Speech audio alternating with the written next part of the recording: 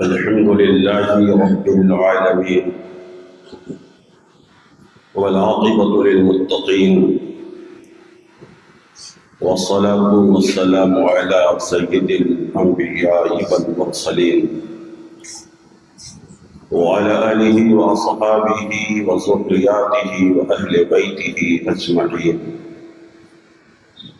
أما بعد، فأعوذ بالله من الشيطان الرجيم. بسم الله الرحمن الرحيم.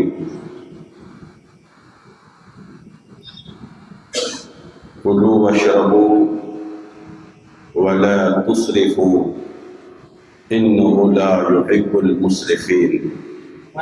صدق الله العظيم وبلغنا رسوله النبي الأمين الكريم، ونحن على ذلك لمن الشاهدين والشاكرين، والحمد لله رب العالمين. قال الله تبارك وتعالى في شأن حبيبه الأعلى: إن الله وملائكته يصلون على النبي يا أيها الذين آمنوا صلوا عليه وسلموا تسليما. اللهم صل على سيدنا مولانا محمد وعلى آل محمد وبارك وسلم. صلاة وسلام عليك يا رسول الله صلى الله عليه وسلم. غوث اعظم بمنے بے سر و سامہ مدد، غوث اعظم بمنے بے سر و سامہ مدد، قبلہ دی مدد، کعبہ ایمہ مدد، سرورہ شاہ کریمہ دستگیرہ اشرفہ، سرورہ شاہ کریمہ دستگیرہ اشرفہ، حرمت روح پیمبر یک نظر کن صبح ماں، ایک نظر کن صبح ماں، محبت کے ساتھ درود پاک اللہم صلی علی سیدنا شفیعنا مولانا محمد وعلی آل محمد وبارک وسلم. صلاۃ و سلام علیک یا رسول اللہ صلی اللہ علیہ وسلم. حصول برکت کے لیے بار پڑھی اللہم صلی علی سیدنا شفیعنا مولانا محمد وبارک وسلم. صلاۃ و سلام علیک یا رسول اللہ صلی اللہ علیہ وسلم. نبی اور آل نبی کی بارگاہ میں صلی اللہ علیہ نبی کے امه وآلہ صلی اللہ تعالی علیہ وسلم. صلاۃ و سلام علیک یا رسول اللہ صلی اللہ تعالی علیہ وسلم. طریق مصطفیٰ کو چھوڑنا ہے وجہ بربادی، طریق مصطفیٰ کو چھوڑنا ہے وجہ بربادی، اسی سے ہوئی ہے قوم دنیا میں بے اقتدار اپنی، اور ہمیں کرنی ہے شہنشاہ بقا کی رضا جوئی، ہمیں کرنی ہے شہنشاہ بقا کی رضا جوئی. وہ اپنے ہو گئے تو رحمت پروردگار اپنی. حضرات، آج میں آپ کے سامنے کھانے پینے کے آداب کے تعلق سے گفتگو کرنے کی کوشش کروں گا. انشاءاللہ یہ گفتگو ہماری قرآن و احادیث کی روشنی میں ہوگی. میں رب ذوالمنن کی بارگاہ میں دعا کروں کہ اللہ تعالی ہم سب کو سن کر اس پر عمل کرنے کی توفیق عطا فرمائے. سب سے پہلے یہ بات میں آپ کے حاشیے ذہن پر منقول کرنا چاہتا ہوں کہ اللہ تبارک و تعالی نے ہمیں لاوارث نہیں چھوڑا، بلکہ اپنے محبوب دانہ غیوب صلی اللہ تعالی وسلم کو ہماری زندگی کے لیے نمونے عمل بنا کر اس خاندانی کی پر مبعوث فرمایا. آپ اگر رسول پاک صلی اللہ تعالی وسلم کی زندگی کا مطالعہ کریں گے تو بالوں میں کنگھا کرنے سے لے کر چپل پہننے تک، آنکھوں میں سرما لگانے تک، مسواک کرنے تک، یہ جتنے سارے طریقے ہیں، تجارت کا ہو، شادی بیاہ کا ہو، جتنے سارے طریقے ہیں وہ سارے طریقے نبی کونین صلی اللہ تعالی وسلم نے ہمیں عطا کیے ہیں. اور حقیقت یہ ہے کہ ایک مسلمان کی کامیابی مغربی تہذیب پر عمل کرنے میں نہیں ہے، بلکہ مسلمان کی کامیابی رسول کائنات صلی اللہ تعالی علیہ وسلم کی سنتوں پر عمل کرنے میں ہی ہے۔ جو جتنی نبی کی سنتوں پر عمل کرے گا وہ دنیا میں اتنا ہی کامیاب ہوگا، اور آخرت میں بھی کامیابی اس کی اتنی ہی قدم چومتی ہوئے نظر آئے گی۔ اسی لیے شاعر نے کہا طریقے مصطفیٰ کو چھوڑنا ہے وجہ بربادی۔ آج بربادی کی سب سے وجہ جو ہے وہ طریقے مصطفیٰ کو ترک کرنا ہے، طریقے مصطفیٰ کو چھوڑنا ہے۔ آئیے میں آپ کو بتاتا چلوں کہ ایک بار سید الطائفہ حضرت جنید بغدادی رحمۃ اللہ تعالی علیہ اپنے شاگرد خاص کے ساتھ دریائے دجلہ کی طرف نکلے۔ اگر آپ جنید بغدادی کی تاریخ پڑھیں گے تو سید الطائفہ حضرت جنید بغدادی کی تاریخ بھی بڑی عبرتناک تاریخ ہے۔ جنید ایک بغداد کے پہلوان کا نام تھا، بڑے شہسوار پہلوان تھے۔ اللہ نے آپ کو بے پناہ طاقت و قوت عطا فرمائی تھی۔ وہی جنید بغدادی شاہی پہلوان مانے جاتے تھے، اور ہمیشہ بادشاہ انہیں اپنے دربار میں عزت و تکریم کے ساتھ لا کر بٹھایا کرتا تھا۔ حضرات، اسی بغداد کی سرزمین پر ایک اجنبی انسان کا ورود مسعود ہوتا ہے۔ آج کئی دنوں سے ان کے گھر میں فاقہ کشی چل رہی ہے، بچے بھوک سے بلک رہے ہیں، گھر کی خواتین کا جسم ڈھانپنے کے لیے صحیح طریقے کا کپڑا بھی ان کے پاس موجود نہیں ہے، اور وہ اجنبی انسان بڑا ہی کمزور، بڑا ہی دبلا اور پتلا ہے۔ اس اجنبی انسان نے جب جنید بغدادی کی پہلوانی کی شہرت سنی تو ان کے دل میں ایک توسل پیدا ہوا، اور ان کے دل میں ایک بات پیدا ہوئی کہ کیوں نہ میں جنید بغدادی کو چیلنج کر دوں کشتی کا، کہ میں ان سے کشتی لڑنا چاہتا ہوں۔ یہی تمنا، یہی آرزو، یہی خواہش اور یہی ارمان لے کر بادشاہ کے دربار میں حاضر ہو جاتے ہیں۔ دروازہ کھٹکھٹایا جاتا ہے، دربان باہر آتا ہے، پوچھتے ہیں بتاؤ تمہاری کیا مجبوری ہے اور تم کیا چاہتے ہو، کن سے ملنا چاہتے ہو؟ وہ اجنبی آدمی بولتے ہیں میں نے سنا ہے کہ جنید بغدادی بڑا ہی بہادر قسم کا پہلوان ہے اور بے پناہ طاقت کا مالک ہے، میں انہیں کشتی کا چیلنج کرنے آیا ہوں۔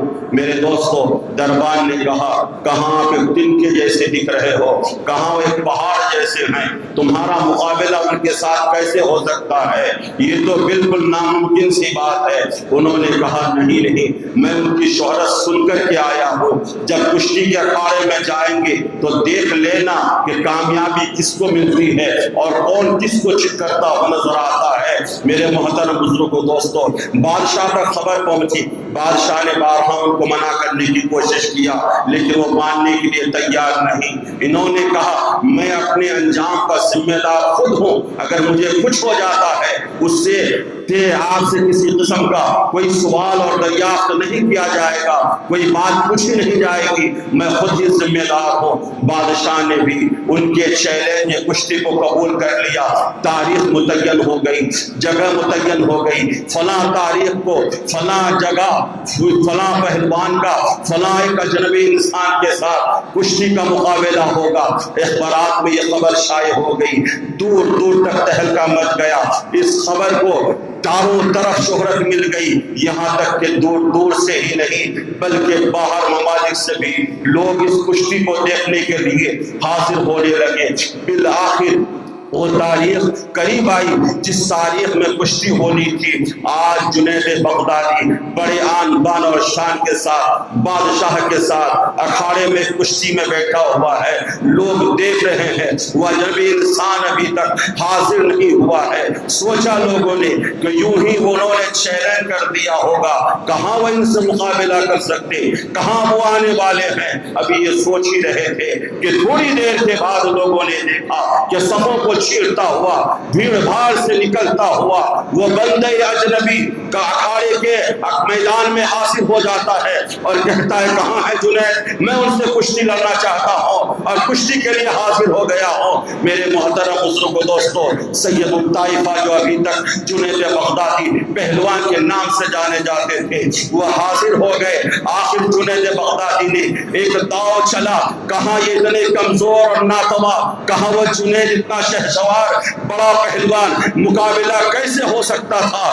لیکن اس اجنبی انسان نے جنید کو بلایا اور کہا ذرا قریب تو آؤ، میں تمہارے کان میں کوئی بات کہنا چاہتا ہوں۔ جنید بغدادی اس اجنبی انسان کے قریب آئے اور آنے کے بعد وہ اجنبی انسان نے ان سے کہا دیکھو میں کوئی پہلوان نہیں ہوں، مجھے تو چلنے کی طاقت بھی نہیں ہے، میں تم سے بھلا کیا مقابلہ کر سکتا ہوں، لیکن میں نے سنا تھا کہ جنید بغدادی اہل بیت رسول سے بڑی محبت کرتا ہے، آل رسول سے بڑی محبت کرتا ہے۔ اے جنید بغدادی آج کئی دن ہو گئے اس شہر بغداد میں آئے ہوئے، ہمارے بچے بھوک سے بلک رہے ہیں، ہمارے بچوں کے پاس کھانے پینے کے سامان موجود نہیں ہے، میرے گھر کی بیٹیوں کے پاس اوڑھنے کا کپڑا موجود نہیں ہے۔ میں نے سوچا کہ میں جنید بغدادی کو چیلنج کر دوں گا اور جنید بغدادی ہار جائیں گے، شکست کھا جائیں گے، مجھے انعام و اکرام سے نواز دیا جائے گا جو ہمارے گزر اور بسر کے لیے کافی ہوگا۔ اے جنید بغدادی میں تم سے آل رسول ہونے کی بنیاد پر وعدہ کرتا ہوں کہ جنید اگر آج تم نے میری وجہ سے اپنی عزت کو داؤ لگا دیا تو کل قیامت کے دن میں مصطفیٰ نانا سے فتح کا صحرا تمہارے سر بندوا دوں گا، فتح کا تاج تمہارے سر بندوا دوں گا۔ میرے محترم بزرگوں دوستو، پھر کیا تھا؟ ایک داؤ چلنے کے بعد لوگوں نے جنید کے نام کے نعرے بازی شروع کی اور جنید کو حوصلہ افزائی کی کہ جنید تو ابھی چند سیکنڈوں کے اندر ہی انہیں چت کر دے گا۔ ابھی یہ لوگوں کے درمیان ہنگامہ مچی رہا تھا، جنید کی واہواہی ہو رہی تھی کہ لوگوں کی آنکھیں پھٹی کی پھٹی رہ گئی، لوگ بڑے متعجب ہو گئے کہ آج جنید پہلوان جن کی پہلوانی کی شہرت پورے دنیا میں بج رہی تھی اور ہر کوئی جنید کی پہلوانی کو تسلیم کرتا تھا، انہیں عزت اور تقریب کی نگاہوں سے دیکھتا تھا۔ دیکھنے والوں نے دیکھا کہ جنید چپ ہو گیا ہے اور وہ اجنبی آل رسول ان کے سینے پر سوار ہو گیا ہے، ان کے سینے پر سوار ہو گیا ہے۔ پھر کیا تھا؟ چاروں طرف سے لوگوں نے اس اجنبی انسان کو اپنے کندھوں پر اٹھا لیا، اپنی آغوش محبت کو اٹھا لیا، چاروں طرف سے انعام و اکرام سے نوازا جا رہا ہے۔ آج ہر کوئی جنید کی طرف لعنت بھری نگاہوں سے دیکھ رہا ہے، لعنت بھرے نشانوں سے دیکھ رہا ہے، ہر کوئی جنید کو برا بھلا کہتا ہوا نظر آ رہا ہے۔ جنید اپنی نم آنکھوں سے، اپنے شرمندہ والی آنکھوں سے یہ سوچ کر کہ میں نے جو سودا کیا ہے وہ سودا کوئی سستا نہیں ہے، بڑا مہنگا سودا ہے، اب وہ جا رہا ہے۔ جب اپنے گھر پہنچا، رات ہوئی، بستر پر یہ سوچ کر سو گیا کہ ہم معلوم میں اس لائق ہوں کہ نہیں کہ کل قیامت کے دن نبی کونین صلی اللہ تعالیٰ علیہ وسلم کے ہاتھوں سے میرے گنہگار سر کے اوپر، میرے گنہگار سر کے اوپر فتح کا صحرا باندھا جائے گا، فتح کا تاج پہنایا جائے گا۔ اللہ اکبر! جنید پہلوان رات کو سوتا ہے، اس کی تقدیر جاگ جاتی ہے، تقدیر جاگ جاتی ہے۔ دیکھتا کیا ہے؟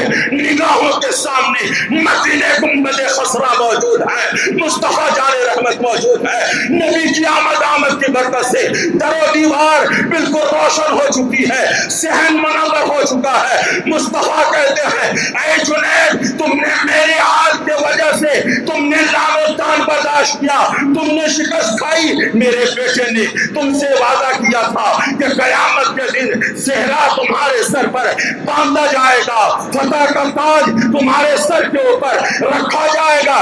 یہ وعدہ باقی کیوں رکھا جائے؟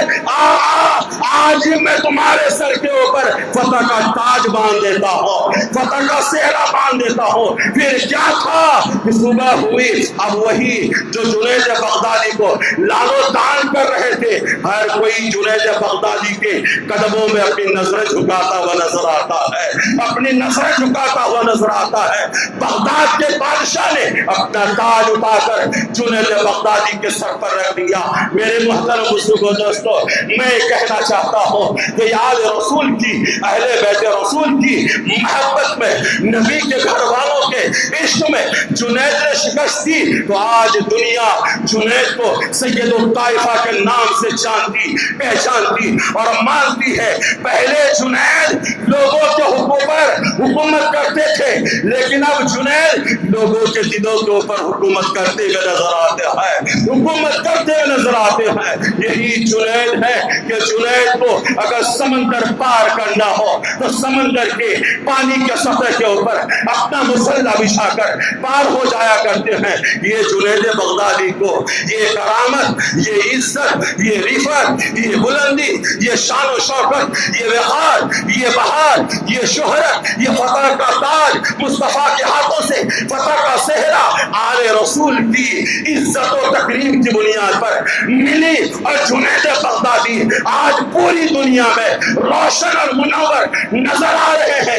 حقیقت ہے جو نبی کی آل سے محبت کرتا ہے، آل نبی تو چمکتے ہی ہیں، محبت کرنے والے بھی چمک جاتے ہیں۔ اسی لیے اعلیٰ حضرت کہتے ہیں یا رسول اللہ تیری نسل پاک میں ہے بچہ بچہ نور کا، تو ہے عین نور، تیرا سب گھرانہ نور کا۔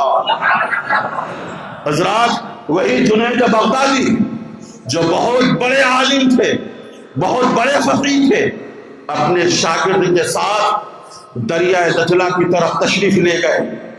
دیکھا حضرت بہلول دانا جو اللہ کے مجذوب ہیں، اللہ کے بزرگ ہیں، دریا کے کنارے بیٹھے ہوئے تشریف فرما ہے۔ جنید بغدادی پہنچے اور بہلول دانا کو سلام پیش کیا۔ بہلول دانا نے پوچھا تم کون ہو؟ انہوں نے کہا میں جنید بغدادی ہوں۔ میرے محترم بزرگوں دوستوں، پھر حضرت بہلول دانا نے جنید بغدادی سے سوال کیا ذرا کھانے کے آداب کو بتاؤ، کھانے کے آداب کیا ہیں؟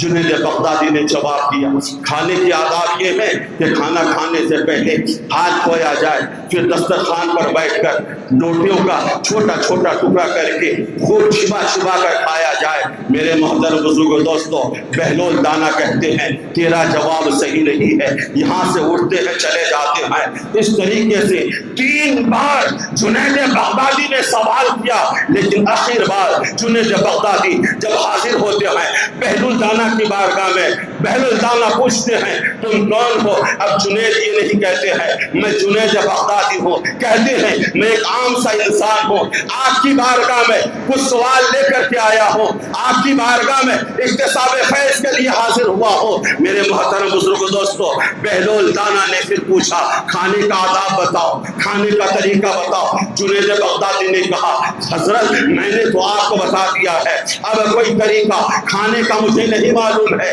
کھانے کے کیا آداب ہے اس کے علاوہ مجھے نہیں معلوم، میں نے تو یہی پڑھا ہے۔ اے اویس کرنی میں نماز پڑھنے والوں، ذرا دل کے کانوں کو کھول کر میری بات اپنے حاشیے ذہن پر نوٹ کر کے اس پر عمل کرنے کی کوشش کرنا۔ بہلول دانا جواب دیتے ہیں اے جنید بغدادی کان کھول کر سن لے، کھانے کا سب سے پہلا ادب یہ ہے کہ لقمہ حرام کا نہ ہو، لقمہ حلال کا ہو، لقمہ حلال کا ہو۔ اور مصطفیٰ نے فرمایا بھی لا يدخل الجنت جسد غذی بالحرام، وہ جسم کبھی بھی جنت میں داخل ہی نہیں ہوگا جس کا لقمہ ہی حرام کا ہو۔ بہلول دانا نے فرمایا کھانے کے آداب میں سے سب سے بڑا ادب یہ ہے کہ لقمہ حلال کا ہونا چاہیے، لقمہ حرام کا نہیں ہونا چاہیے۔ اب آئیے میں آپ کو بتاتا چلوں آج ہمارا حال کیا ہے۔ ہم رسول کائنات صلی اللہ تعالی علیہ وسلم کی سنت اور نبی کونین کے طریقے کو آج فراموش کرتے ہوئے نظر آتے ہیں، چھوڑتے ہوئے نظر آتے ہیں۔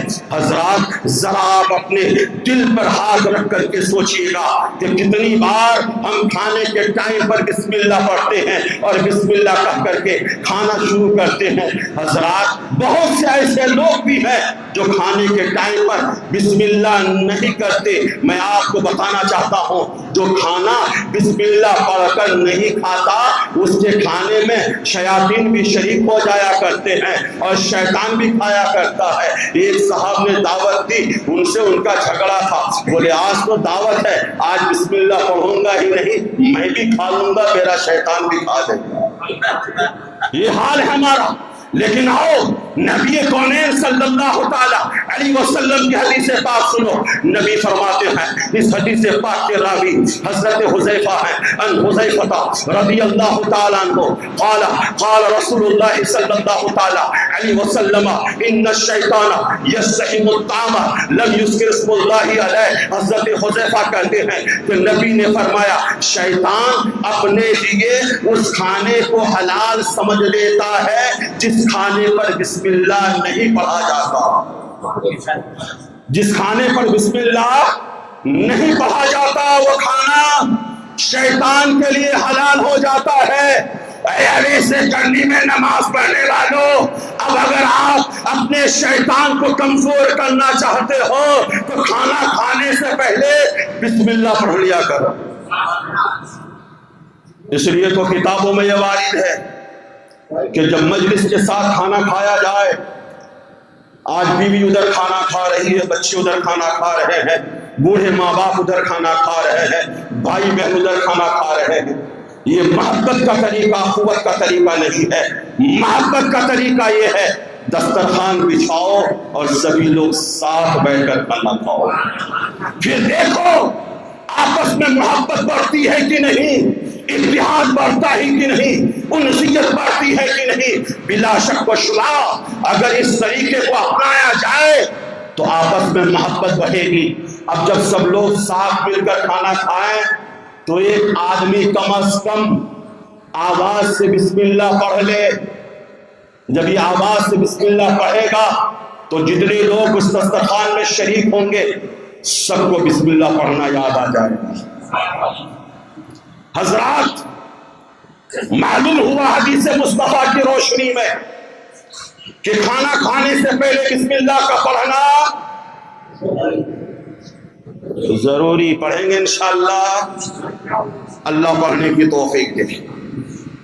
ایک فیشن چلا ہے، مجھے معاف کیجیے گا، ہر کوئی سے میری زبان کو کوئی طاقت روک نہیں سکتی، اور میں نے پہلے بھی کہا تھا اب بھی کہہ رہا ہوں، میں کسی زمیندار کے ذمہ کرم اور اس کی رحمت کی بنیاد پر نہیں پل رہا ہوں، میں تو مدینے کے تاجدار کی بھیک پہ پل رہا ہوں، مختار کائنات کے صدقوں پر پل رہا ہوں۔ آج بڑے لوگوں میں جن میں مغربی تہذیب موجود ہے، مغربی کلچر موجود ہے، نام صرف مسلمانوں جیسا ہے، بائیں ہاتھ سے کھانا ان کا فیشن بنا ہوا ہے، بائیں ہاتھ سے کھانے کو وہ ترجیح دیتے ہیں اور اسے اسٹائلس سمجھتے ہیں، اسٹائل سمجھتے ہیں، بہترین سمجھتے ہیں۔ لیکن مصطفیٰ فرماتے ہیں حدیث پاک جس کو بھی دیکھنی ہو آ جانا، مسلم شریف کے اندر یہ حدیث پاک موجود ہے۔ عن ابن عمر رضی اللہ تعالیٰ عنہ قال قال رسول اللہ صلی اللہ تعالیٰ علیہ وسلم اذا اکل احدکم فلیاکل بیمینہ وَإِذَا شَرِبَ فَلْيَشْرَبْ بِيَمِينِهِ۔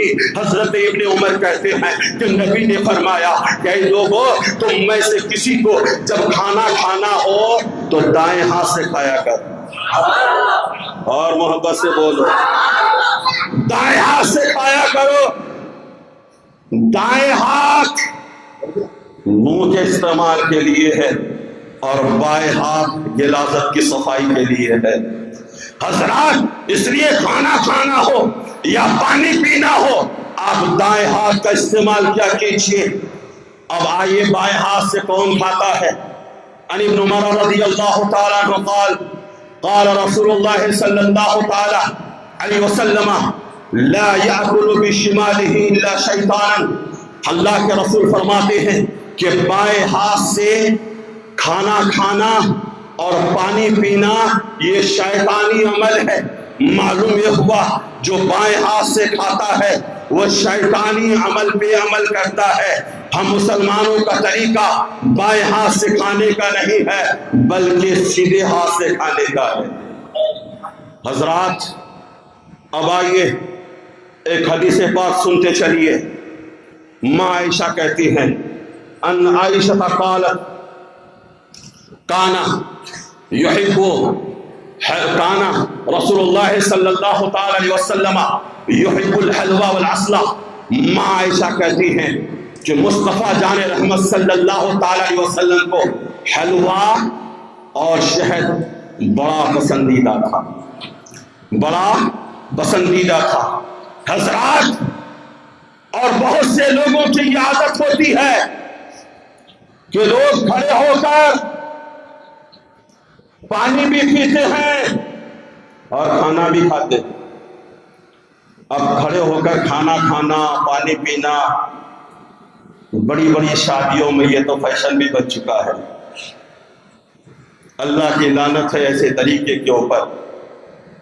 ہم مغربی تہذیب کے کلچر پر عمل نہیں کریں گے، ہم اسی طریقے پر عمل کریں گے جو طریقہ ہمیں مصطفیٰ نے دیا ہے۔ نبی کونین نے فرمایا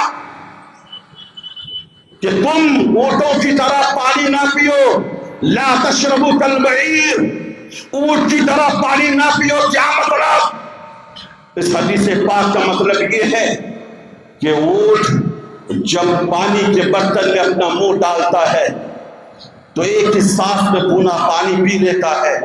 مسلمانوں کا طریقہ یہ ہے کہ مسلمان ایک پانی کا گلاس لیں تو کم سے کم اس ایک گلاس پانی کو 3 سانس میں پئیں۔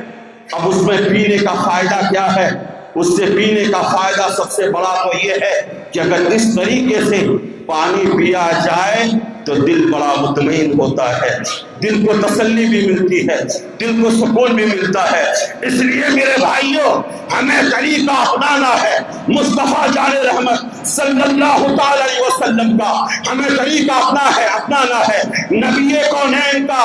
آج میں بڑی ذمہ داری کے ساتھ آپ سے کہنا چاہتا ہوں، جب ہم 20 روپیہ یا 30 روپیہ کا آئس کریم لیتے ہیں، وہ آئس کریم لینے کے بعد کھاتے تو ہیں، ڈھکن میں اگر کچھ لگا ہوا ہوتا ہے تو اسے بھی اپنی زبان سے چاٹ لیتے ہیں۔ نہیں چاٹتے ہیں بھانگے صاحب؟ نہیں چاٹتے۔ اگر 20 روپے کا 1 لیٹر پانی آپ نے لیا تو 1-2 قطرہ پانی بھی اس بوتل کے اندر رہنے نہیں دیتے، پورا پی لیتے۔ نہیں پیتے ہیں؟ اگر آپ نے 100 روپے کی مونگ پھلی آپ نے لے لی، مونگ پھلی کھانے کے بعد چھلکوں میں آپ مونگ پھلی کا دانہ ڈھونڈتے نہیں ڈھونڈتے ہیں؟ کوئی غلط بات نہیں ہے، ڈھونڈنا چاہیے، پانی بھی ضائع نہیں کرنا چاہیے، اللہ کی نعمتیں۔ لیکن ایمانداری سے بتائیے گا، وہی ہم ہیں جب کسی کے بیٹے کے ولیمہ میں جاتے ہیں، کسی کی بیٹی کی شادی میں جاتے ہیں یا باراتی بن کر جاتے ہیں، جتنا ہم کھا نہیں سکتے اس سے زیادہ لیتے ہیں، اس کھانے کو ضائع کر دیتے ہیں، اس کھانے کو ضائع کر دیتے ہیں، پھینک دیتے ہیں۔ میں آپ سے کہنا چاہتا ہوں یہ اللہ کی نعمت ہے۔ ماں عائشہ کے حجرے میں نبی حاضر ہوئے، روٹی کا ٹکڑا گرا ملا، مصطفیٰ کہتے ہیں اے عائشہ یہ اللہ کی نعمت ہے، اس کی عزت کیا کرو، اس کی قدر کیا کرو۔ اس لیے اے ایسے کڑی میں نماز پڑھنے والے سنی غیور مسلمانوں، میں آپ سے کہنا چاہتا ہوں اگر آپ اپنی زندگی میں کامیاب ہونا چاہتے ہو، فلاح و بہبود کی منزل پر گامزن ہونا چاہتے ہو، اگر تم سکون کی زندگی گزارنا چاہتے ہو، عزت کی زندگی گزارنا چاہتے ہو تو نبی کے طریقے کو اپناؤ۔ اللہ کی قسم نبی کے طریقے کو اپناؤ گے دنیا میں بھی کامیاب ہوگے اور آخرت میں بھی کامیابی آپ کی قدم چومتی نظر آئے گی۔ ورنہ پھر سن لو طریقے مصطفیٰ کو چھوڑنا ہے، وجہ بربادی اسی سے قوم ہوئی ہے۔ دنیا میں بے اقتدار اپنی ہمیں کرنی ہے، شہنشاہ بتا کی رضا جوئی وہ اپنے ہو گئے تو رحمت پروردگار اپنی۔ مولا کی بارگاہ میں دعا ہے اللہ تبارک و تعالی ہم سب کو کہنے اور سننے سے زیادہ